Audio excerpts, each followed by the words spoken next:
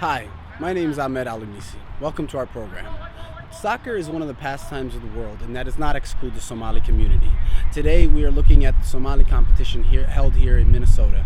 This competition is for youth Somali soccer players, and they are celebrating the 50th anniversary of the Somali independence. Now, one of the teams that we'll be looking at more specifically is the Somali Tigers. The reason we'll be looking at them is because they are somewhat of the Manchester United of the Minnesota soccer scene here. They are a team that are loved by the people who root for them and hated by those who don't. Winning multiple championships, they have built a reputation of being the dominant team within this sport.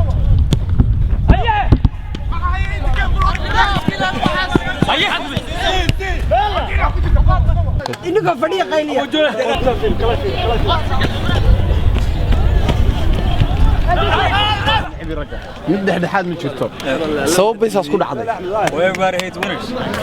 so idinku waxa la sheegay waxa weeye premier team baa teamka magaalada ugu fiican oo de idinku Minnesota ugu laacaysan maxay dhacday inay dadka dhadinacaan dadna jeclaan idinku hawsha kula tahay ma nacayb maaha wax challenge wax nacayb inay jiro laakiin you know fans like to see challenge everybody likes to challenge a winner it's all about challenge hadaba game kan iga waran hadda ma hadda ka soo baxday adigu say kula tahay adiga wallahi game ka waa saad warkiisa waa la isayaa waa dhalinyar daayir oo garoonka ku jirta marka insha Allah waxaan ka rajeynaynaa natiijo fiican ka helno imsa sanad uu ciyaarayay Somali Tigers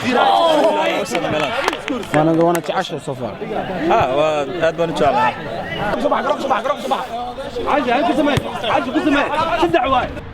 In the semifinals, the Somali Tigers played the Ohio Hilak from Columbus, Ohio.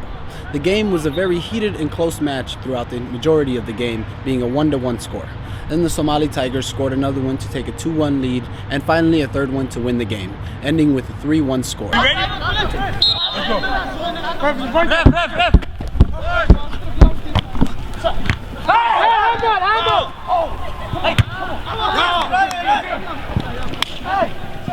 Ref. You got.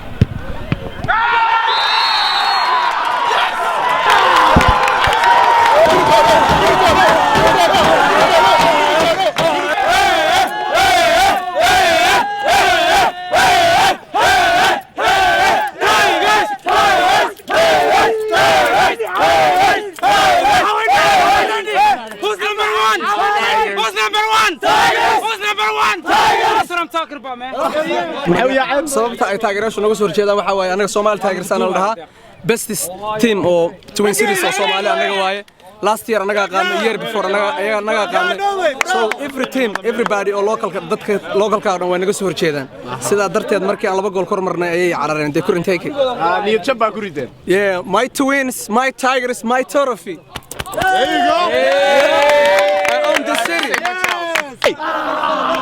ma maqlaba ninku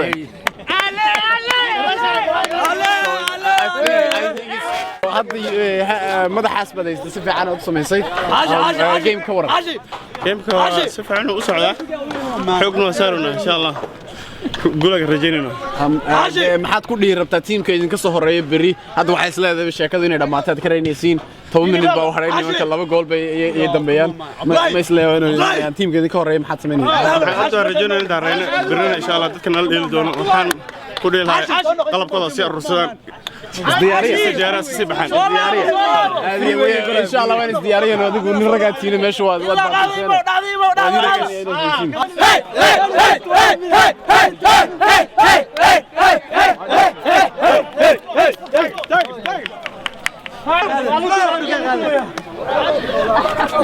He's a nice guy.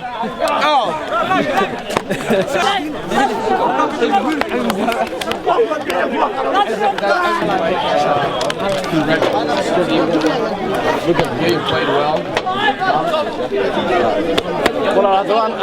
صدق قول وقول لبنا waa second half kasabay soo u dhalsanadaas والله arintaas coach ciyaarta wax ka bedelay sida half ka hor ku dheelayna wax fiican ka bedelay ciyaartoydina dhiirigelin marka half kala marna anaka wada hadalna is dhiirigelin badan oo aan sameynay ciyaarta wax ka bedeshay ilaahu guusha noo qoray waxay u ekeydna markii second half-ka markii la galay especially marka aad goolka labaad dhashateen idinku defense-ka gasheen waxa sugteen inay iyagu dad badan keenaan wax aad u tala gasheen bay ahayd mise waad idinku weydin dhacday oo waxa ugu tala galnay ee coachka nagala soo hadlay hadaa hal gool dhashan uu dhahay goolkiina difaacataan isku daya goolka uu imaanaya idinku goolkii labaad aakhirka ayaa game-ka dhadin bedelay isaga u ekeyd oo idinku benchkiina si fiican buu qeylay waxa way masaas bay kula tahay aad ciyaarta badanaa waxa wax ka bedelo nimanka fadhiya because anaga gudaha ku jirno si fiican uma arki karno badanaa ninka fadhiya wax arki kara meesha ciyaarta ka haleysanta maadaama nimanka fadhiya meesha wax ka haleysay arkay markay soo galeen wixii saxan marka haddana berina waxaad isku diyaartiin in Atlanta u dhacdeen oo laba sano ka hor idinka Real laba sano ugu dambeysay anaga qaatay idinka qaatay so hadda waxaad filaysiina mar saddexaad mar qaadatiin taa ilaaha ka rajeynaa ilaaha waxaan banoon waa cadi madow laakiin waxaan rajeynaa insha Allah inaa kana midkeen saddexaad oo noqon maxaad isleedahay in goolka intuu noqon doono adigu oo maxaad ku dhiilahay teamka والله تيمك كله وديرجلنا وحالات أدليس جود جاب سمايان ما دام لبس سنة كهر عن سوق عن لبس سنة وجودن بس هذا أنا فاينل ولي جوجنا هذه هذا أبو فرح سنة أنا كابتن أهان هذه هذا أبو فرح سنة أهان ليه لها وما لها صاحبة I'll guarantee you guys it's the best team you ever see. This is the second year that we came out and won. Third year on the final right now. We haven't won, but inshallah we're gonna get it. So let's go.